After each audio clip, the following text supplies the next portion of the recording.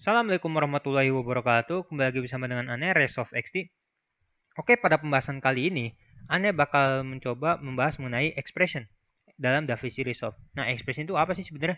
Expression itu lebih tepatnya kayak kumpulan dari nilai-nilai yang tetap atau biasa dibilang konstanta, operator, variabel, dan yang pastinya itu dia fungsinya buat menghitung, lalu kemudian yang menghasilkan juga. Maksudnya dalam artian kalau dalam bahasa pemrograman itu dia lebih tepatnya kayak tepat buat hitung, ngurangin, tambah, kurang bagi. Nah, nanti dia juga ngasilin angkanya juga atau bisa berubah kayak gambar atau huruf. Nah, itu bisa di expression. Nah, cuma kalau untuk DaVinci Resolve ini, expression ini dia bakal gunakan buat mainin animasi juga. Bisa contohnya kita bikin progress bar. Kita coba ya. Ya, seperti ini ya. Nah, ini yang animasi yang kalian lihat ya. Ini menggunakan expression. Nggak percaya? Coba kita bongkar. Nah, seperti ini. Nah, ekspresinya seperti ini nih. Loading, cell, time, comp, and render. Sama di sini sebenarnya juga ada nih. Point, main time, plus ya nih. Ada kata kunci plus operator, time. Time ini variabelnya dibagi com.renderEnd. Nah, nanti kita bakal coba bikin seperti ini ya. Oke, langsung aja ya. Di efek, tarik fusion composition ke sini. Biarkan aja, nggak usah diubah. Terus kemudian di media out kita tarik sini, background, media in, merge 1, merge 2, merge 3. Nah, ini merge 3 ini nanti ngubungnya ke merge 2, background 1, merge 2, media out. Oke. Ini kebalik. Kita tarik sini. Nah, udah ketampil. Oke, kita color ganti agak putih, tapi nggak putih-putih banget ya. Nah, seperti ini. Terus kemudian di atasnya kita kasih lagi background. Nah, seperti ini. Cuma kita bungkus pakai masking rectangle. Height-nya kita kurangin. Ya, dibikin seperti ini. Width-nya juga kita lebarin. Kita turunin ke bawah. Iya, seperti ini ya. Lalu kita ubah di ini solidnya kita matikan. Border width-nya ganti 025. Nah, gunanya border width ini tadi buat bikin apa namanya? Bikin bordernya ya. Ini kita coba lihat ya. Nah, seperti ini. Kita tebelin dikit ya. Ini agak tipis banget. Oke, udah jadi. Kemudian kita copy, pindahkan ke, bukan pindahkan, ditempel ke merge 3. Nah, ini udah ketampil ya. Tapi ini kan ukurannya agak terlalu gede ya. Kita coba kurangin dikit. Nah, seperti ini. Height-nya juga kita kurangin. Jadi biar kita gampang editnya. Nah, ini kelihatan ya. Oke deh. Jadi, solidnya kita aktifkan lagi. Lalu di rectangle ini kita kopas. Pen mode yang di sini rectangle 1,1,1 kita ganti jadi subtract. Kenapa? Karena biar kita bisa bikin animasinya. Seperti itu. Nah, kalau udah, kita fokus ke center X yang di rectangle ini. Klik kanan, expression. Nah, kita mainkan di sini. Point dalam kurung X, Y.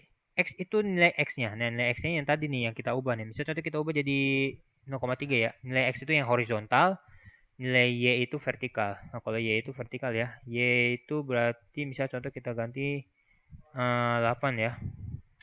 Nah, jadi berubah kan? Ini kita back lagi. Jadi kurang lebih seperti itu. Ini emang titik defaultnya seperti ini ya kalau kita bikin expression di center ya, X dan Y. Terus di sebelahnya 0,5 yang X kita tambahkan dengan time bagi garis miring ya kalau bagi ya com dot render end. Sebelum itu Anda jelasin ini dulu ya. Untuk time itu adalah waktu yang berjalan di frame. Ini yang playhead ini ya, dia fokusnya ke playhead. Nah, jadi dia bakal ngitung nih, oh ini frame ke-1, frame ke-6, frame ke-15. Nah, seperti itu. Ini kita balikin ke titik awal. Terus kemudian untuk com.renderEnd, berapa sih jumlah frame dari awal sampai akhir? Nah, dari sini kelihatan nih, ini frame awal 0, frame akhir 119. Berarti totalnya ada 119 frame. Gitu. Kenapa Anda bagi dengan time? Karena Anda mau membuat progress bar yang berdasarkan basis transform. Ini kan dia mainnya transform kalau udah center X dan Y gini. Nih, kita coba lihat ya. Nah, ini kan mainnya kan transform. Kelihatannya dari sini nih. Nih tuh, dia geser. Ya, jadi seperti ini ya. Cuma kelemahannya kalau kita pakai expression ini, kita nggak bisa main spline kayak gini, nggak bisa. Karena ini nggak ter-apply di keyframe ya. Beda ceritanya kalau kita apply sendiri, itu lebih gampang malah ya.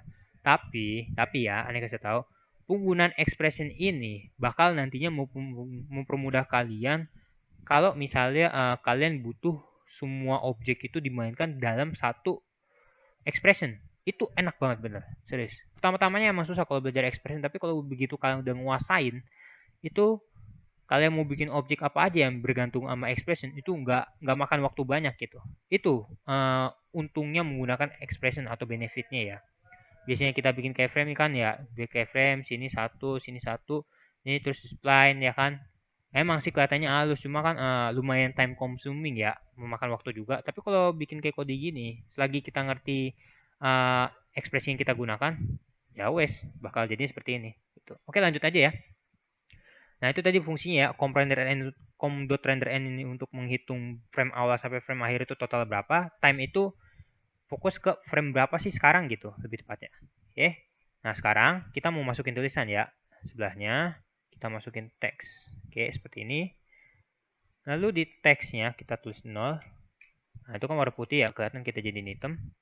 Oke udah jadi. Ini abu-abu sih. Oke seperti ini. Kemudian di teks klik kanan di bagian kotak gedenya bikin expression lagi. Nah ini kelihatan nih teks 0. Misal contoh 15. Nah ini buat nampilin teks ya. Misal kalian mau nampilin 10 tambah 15. Bisa jadi 25. Nah seperti itu. Terus kemudian sekarang kita bakal coba masukin buat ngatur ini ya loading ya. Jadi contohnya gini. Loading itu titik ini petik 2 ya. Petik 2 loading terus kemudian di setelah loading kasih spasi. Terus di luar petik kasih titik 2. Nah, fungsi titik 2 ini nanti buat mengidentifikasi sama DaVinci Resolve-nya kalau dia ini ada operator di antara string atau huruf ya, huruf yang dipakai. Oke. Kemudian kita mainin cell. Nah, cell dalam kurung time di apa namanya? Time dibagi com.renderN dikali 100. Oke, terus kemudian setelahnya titik 2, tanda petik 2 lagi, kita kasih persentase di sini. Kita klik enter. Nah, udah jadi ya. Seperti ini. Sebelum itu aneh bakal jelasin ya seperti kayak tadi. Cell itu parameternya cell dalam kurung parameters. Nah, parameter ini isinya nanti dia tuh variabel mana sih yang mau dibulatkan angkanya gitu. Nah, kalau nggak percaya kita coba ya. Ini cellnya kita coba hapus dulu. Nah, bedanya nggak pakai cell sama cell itu di sini. Kalau cell itu dia membulatkan angka, ya membulatkan angka, sama kayak floor membulatkan angka fungsinya. Tetapi yang membedakan kalau cell itu dia membulatkan angka yang terdekat di atasnya. Sedangkan untuk floor ya, F-L-O-O-R ya, itu dia fungsinya untuk membulatkan angka yang terdekat di bawahnya. Itu fungsinya floor. Kalau untuk cell itu di atasnya, floor itu di bawahnya. Dah. Nah, kalau udah kita coba masukin lagi tadi cell-nya. Nah, kalau cell ini nanti dia langsung. Coba kita hapus lagi ya. Tadi aneh nggak jelas lihatnya. Nah, ini kan 12,6. Kalau kita pakai cell, otomatis dia langsung ke 13 kan tadi ya. Nah, kalau misalnya kita pakai floor, dia ke 12. Itu dia nggak apa ya, nggak ada batasan, ngerti nggak maksudnya? Jadi mau pakai cell atau floor, misal contoh 0,2. Kalau kita pakai cell, otomatis dia bakal maksa nilainya jadi yang di atasnya 13. Membulatkan angka yang terdekat di atasnya. Ya berarti 13 dong. Nah, kalau misalnya floor 0,2 ya berarti jadi 12,6 jadi 12. Itu maksa dia. Nah, beda sama cell ya pokoknya. Jadi dia sesuaikan aja sama keperluan kalian ya. Jadi itu fungsinya cell dan floor ya. Beda emang. Cell itu yang buat deketin nilai yang atas, floor itu buat deketin yang bawah. Tapi dia sifatnya maksa. Mau kalian 0,00 sekian, kalau kalian pakai cell pasti nilainya 1. Tapi kalau misalnya pakai floor, itu jadi 0. Gitu. Oke, sudah paham? Kalau sudah paham, kita coba play dari awal. Iya, udah jadi ya. Nah, seperti ini. Oke, dan sekarang kita bakal coba bikin mundur. Kalau bikin mundur gimana ya? Kalau bikin mundur berarti di sini 1 minus. Nah, tapi kan ini yang jadi masalah kan loadingnya itu kan minus ya. Loadingnya itu kan minus. Harusnya dia di dalamnya nih. Kita ubah dulu ya. Nah, jadi gini. Jadi, kenapa Ane tambahkan kurung lagi? Karena biar nanti nggak langsung dikali, jadi biar prioritas ini yang dikerjakan dulu. Bahasa matematikanya ya kayak gitu ya. Jadi biar dia nggak minus, dicoba kita play ya. Nah, seperti ini ya. Gitu. Udah jadi. Nah, kalau misalnya mau dibikin mundur gimana? Bisa nggak? Oh, bisa dong. Bisa contoh di rectangle sini tadi ya, fokus ke sini. Kalian tinggal ganti sini jadi 1,5 ya. Nah, ini kan udah maju banget. Tapi kalau yang ubah operatornya dikurangin. Nah, nanti dia mundur tuh. Oke, kita coba lagi ya. Oke, jadi seperti itu ya. Bisa kalian tambahkan, bisa kalian kurangin. Itu terserah kalian mau bikin kayak gimana. Tapi ibaratnya sih, intinya sih ya, sorry bukan ibaratnya.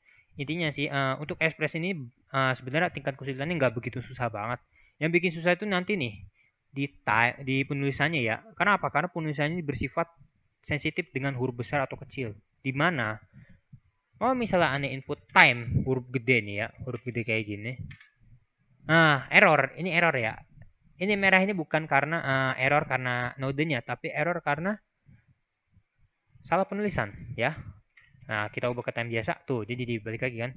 Intinya beda satu huruf aja yang nggak sama. Kalau sensitif nggak bakal bisa jalan. Dia nih mirip-mirip kayak Java ya sensitifnya. Mau huruf besar atau huruf kecil, kalau misalnya ada yang beda variabel ya udah beda hitungannya. Gitu. Kalau misalnya salah manggilin, misal contoh kayak tadi time ya harus huruf kecil semua jadi huruf gede semua ya nggak bakal mau. Ya, jadi kurang lebih kayak gitu. Sama dengan halnya dengan com.renderEnd ya. R dan E-nya harus gede. Kalau nggak gede, kalian nggak bakal bisa jalan. Kita coba. Daripada penasaran. Nah, dia nggak jalan error lagi nih kan kayak gini. Jadi error tuh nggak mesti dari node. Bisa dari script yang kalian bikin nih salah juga bisa. Kita Ctrl Z. Oke, kita save dulu. Ya, jadi itulah tutorial mengenai expression untuk pembuatan progress bar ya. Semoga tutorial ini bermanfaat buat kalian ya. Karena ini lumayan juga sih. Lah, kok kayak bahasa pemrograman gitu di DaVinci. Ya, cukup menantang emang ini DaVinci ya. Enak kalau udah ada pemrograman kayak gini. Walaupun minusnya ya dia nggak bisa main spline gini. Tapi ya aneh berharap sih kalau emang ada fitur kayak gini sih sama bisa digabungin sama spline. Wah, ini bisa dibikin smooth tuh enak banget ya. Oke, sekian dari Ane, kurang lebihnya mohon maaf. Wassalamualaikum warahmatullahi wabarakatuh.